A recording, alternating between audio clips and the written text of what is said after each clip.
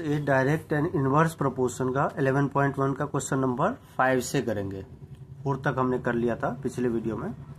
अब ये 5 जो क्वेश्चन है वो क्या है, 5 क्वेश्चन में है a photograph of a bacteria enlarged 50,000 times attain a length of 5 centimetre as shown in the diagram.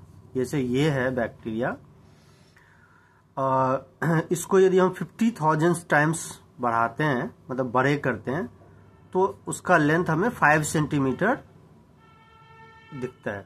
50,000 times बढ़ाने पे यदि हम किसी कैमरा से जूम करके करते हैं तो उसको 50,000 टाइम्स यदि बढ़ाते हैं तो उसका लेंथ 5 सेंटीमीटर आता है। What is the actual length of the bacteria, तो उसका एक्चुअल लेंथ क्या है ये हमें पूछ रहा है। तो हम क्या करेंगे, सबसे पहले तो ये बना लेते हैं टेबल। इसमें लिख देते हैं number of times in large, कितने टाइम्स हमने बढ़ाया 50,000 टाइम्स, तो हम इसको लिख देते हैं 50,000 टाइम्स। तो उसका लेंथ जो आता है, लेंथ ऑफ बैक्टीरिया, वो आता है 5 सेंटीमीटर। इतना बढ़ाने के बाद, मतलब इतने जूम करने के बाद, 50,000 टाइम्स जूम करने पे मतलब उसका जो लेंथ आता है वो आता है 5 सेंटीमीटर। तो ये आ गया 50,000। Number of times in last एक में लिख देंगे, दूसरे में लिख देंगे length of bacteria in centimetre है तो सेंटीमीटर में लिख देंगे। इसमें 50,000 लिख देंगे, इसमें 5। अब पूछ रहा है what is the actual length, what is the actual length of the bacteria, तो उस बैक्टीरिया का एक्चुअल लेंथ क्या है। अब यहाँ पे ही एक चीज समझना है कि एक्चुअल लेंथ में हम बढ़ाएंगे ही नहीं, फिर इसका मतलब जूम नहीं करेंगे, तो उसका बैक्टीरिया का लेंथ क्या है। तो ये बैक्टीरिया का लेंथ जो है वो तो हम पहले x ले लेते हैं, और यहाँ पे हम क्या लेंगे, यदि हम उसको जूम ही नहीं किए, बढ़ाए नहीं, इसका मतलब 1 हो जाएगा। अब बताओ, जैसे किसी चीज का लेंथ है, सपोज करो 5 सेंटीमीटर, यदि हम इसको 2 टाइम्स बढ़ाते हैं तो क्या होगा, 5 इंटू 2 10 सेंटीमीटर हो जाएगा। 3 टाइम्स बढ़ाएंगे तो 5 इंटू 3 15 सेंटीमीटर हो जाएगा। 4 टाइम्स बढ़ाएंगे तो 5 इंटू 4 20 सेंटीमीटर हो जाएगा। यदि हम 5 इंटू 1 करेंगे तो 5 सेंटीमीटर ही बढ़ेगा। मतलब यदि इंटू 1 किया तो जो हमारे पास लेंथ था वही लेंथ रह गया ना, 5 सेंटीमीटर ही 1 से मल्टीप्लाई करके। मतलब डबल कर दोगे, मतलब 2 टाइम्स करोगे तो 10 सेंटीमीटर हो जाएगा। 3 टाइम्स करोगे तो 15 सेंटीमीटर हो जाएगा। 4 टाइम्स से 20 सेंटीमीटर हो जाएगा। 1 टाइम पे 5 सेंटीमीटर ही रह गया, जो इसका एक्चुअल लेंथ है 5 सेंटीमीटर वही आया ना। इसका मतलब यहाँ पे हम 1 लिख देंगे। 1 का मतलब है कि हमने उसको बढ़ाया ही नहीं, जूम ही नहीं किया, इसका मतलब यहाँ पे हमें 1 लिखना है। तो इसका मतलब लेंथ ऑफ बैक्टीरिया क्या ले लेंगे, x। एक तो यही पूछ रहा है, तो सबसे पहले हम यहाँ पे लिख देंगे। ये तो हमने जैसे समझाया था, ये रफ वर्क हो गया ऐसे। अब यहाँ पे हम क्या लिख लेंगे, सबसे पहले लेट, जिसको हमने x लिया ना, length of, let actual length, ये पूछा ना actual length, let actual length of bacteria, actual length of bacteria is equal to x। ये सेंटीमीटर है तो हम सेंटीमीटर लिख देंगे, x सेंटीमीटर। अब ये क्या है, अब ये डायरेक्ट में है या इनवर्स में है ये पता करना है। यदि जितने ज्यादा जूम करोगे उतना ही लेंथ बढ़ेगा, यानी 50,000 जूम किए टाइम्स तो लेंथ आया 5 सेंटीमीटर। यदि इससे ज्यादा जूम करोगे तो और भी ज्यादा लेंथ हो जाएगा, कम जूम करोगे तो लेंथ भी कम हो जाएगा। अब यहाँ पे हमने किया ही नहीं तो इसका नेचुरली लेंथ क्या आ जाएगा, कम आ जाएगा। तो ये क्या है, डायरेक्ट, क्योंकि डायरेक्ट में जैसे एक को हम इंक्रीज करते हैं तो दूसरा भी इंक्रीज होगा, तो डायरेक्ट होता है। या एक को डिक्रीज करो तो दूसरा भी डिक्रीज होगा, यानी वो डायरेक्ट माना जाता है। तो यानी ये तो डायरेक्ट में है। तो डायरेक्ट में हम क्या पढ़े थे, 50,000 upon 5 is equal to 1 upon x। अब निकाल लेते हैं क्रॉस मल्टीप्लाई से। 50,000 x is equal to 5, so x is equal to हो जाएगा 5 अपॉन 50,000। 5 से काट दो तो ये आ गया 1 अपॉन 10,000, यानी x आ गया 1 अपॉन 10,000, यानी 1 अपॉन 10 के पावर 4 भी लिख सकते हैं, या इसको चाहो तो ऐसे भी लिख दोगे 1 इंटू 10 के पावर -4 सेंटीमीटर। ये होगा बैक्टीरिया का एक्चुअल लेंथ। काफी छोटा हुआ ना, तो 1/10,000 टाइम्स, मतलब बहुत ही छोटा है, यानी 1 × 10⁻⁻⁴ सेंटीमीटर एक्चुअल जो बैक्टीरिया का लेंथ होगा वो ये होगा, यदि हम जूम नहीं करेंगे तो एक तो ये हो गया। अब इसमें एक दूसरा पार्ट भी है, सेकेंड क्वेश्चन है इसमें कि if the photograph is enlarge 20,000 times only, यदि 20,000 टाइम्स यदि उसको जूम करेंगे तो what would be it's enlarge length, फिर उसका लेंथ क्या हो जाएगा बैक्टीरिया का। तो यहां पे हम क्या करेंगे 20,000 लिख देते हैं, और ये पूछ रहा है कि लेंथ ऑफ बैक्टीरिया तब क्या होगा, तो इसको y ले लेता हूं, ये दूसरा पार्ट हो गया। तो हम क्या लिखेंगे लेंथ ऑफ, दूसरे पार्ट के लिए let length of bacteria equal to y centimetre,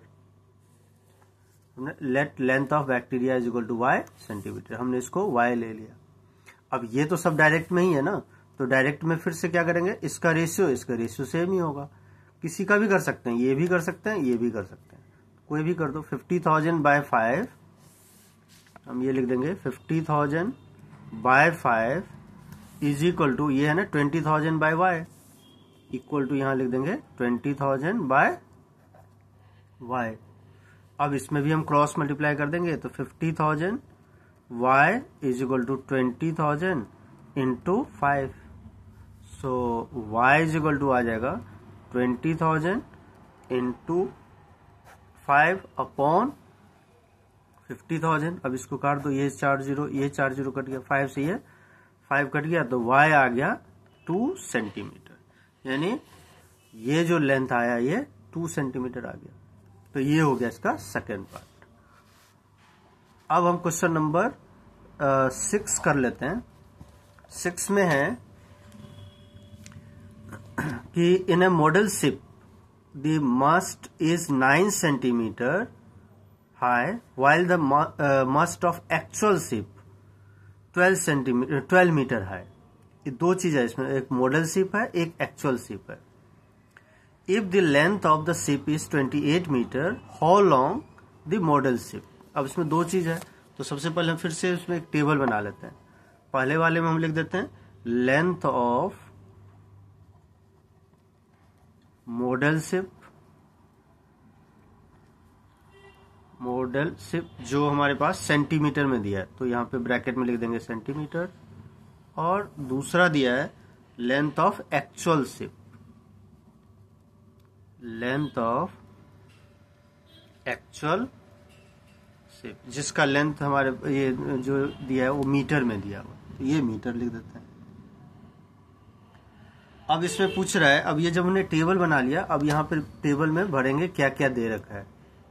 अब इसके अंदर हमारे पास है कि in a model ship, in a model of a ship the mast is 9 centimetre high, यानी यहां पे ये लिख देंगे ये 9 सेंटीमीटर है, while the mast of actual ship is 12 metre है, तो ये लिख देते हैं 12 मीटर यहां पे। दूसरा पार्ट है if the length of ship is 28 metre, अब शिप का लेंथ है 28 मीटर, एक्चुअल शिप 28 लिख देंगे। पूछ रहा है how long is the model ship, model ship का लेंथ क्या होगा, तो इसको हम एक्स ले लेंगे, बस हो गया। अच्छा मस्ट जो होता है ना वो ये होता है, जो शिप होता है ना उसमें ये जो देख रहे हो ना ये वाला, इसी को मस्ट बोलते हैं, ये वाले ऊपर ऐसे ये जो है ना, तो ये समझ गए। अब हम इसको देखो, जैसे मॉडल शिप में यदि लेंथ है 9 सेंटीमीटर तो एक्चुअल आता है 12 मीटर। यदि इसका लेंथ डिक्रीज हो जाएगा तो एक्चुअल लेंथ भी डिक्रीज होगा, ये बढ़ेगा तो एक्चुअल लेंथ भी बढ़ेगा। तो मतलब एक को इंक्रीज करके दूसरा भी इंक्रीज हो रहा है, या एक को डिक्रीज करके दूसरा भी डिक्रीज हो रहा है, इसका मतलब ये डायरेक्ट में है। तो हम सपोज क्या कर लेंगे, let length of model ship is equal to x centimetre, let length of model ship equal to x centimetre. अब डायरेक्ट में हमने पढ़ा हुआ है कि 9/12 इज इक्वल टू क्या होगा, x/28। क्रॉस मल्टीप्लाई कर देंगे 12x is equal to 9 into 28, so x is equal to 9 into 28/12। इसको कैंसिल कर लेते हैं, 3 3 जा 3, 4 जा 4 से 7, तो ये हमारे पास आ गया 21 मीटर। ये मीटर में है या सेंटीमीटर में? इसको हमने सेंटीमीटर में लिया है, तो ये हम सेंटीमीटर में लिख देंगे। पहले वाले में जो दिया 6th में सेंटीमीटर है, तो 21 सेंटीमीटर। ये आ गया आंसर, यही पूछ रहा है क्वेश्चन में। लिखा है how long is the model ship, मतलब ये निकालना है x, तो ये सेंटीमीटर में है तो ये सेंटीमीटर में आ गया। ये दोनों मीटर में, मतलब हमने शिप का लेंथ सेंटीमीटर में लिया है और एक्चुअल शिप का लेंथ मीटर में दे रखा है, तो ये दोनों मीटर में है, ये दोनों सेंटीमीटर में है, तो x सेंटीमीटर में आ गया 21 सेंटीमीटर। तो अगले वीडियो में हम क्वेश्चन नंबर 7 से करेंगे। तब तक आप चैनल को लाइक, सब्सक्राइब, अपने फ्रेंड के साथ शेयर जरूर कर दें। धन्यवाद।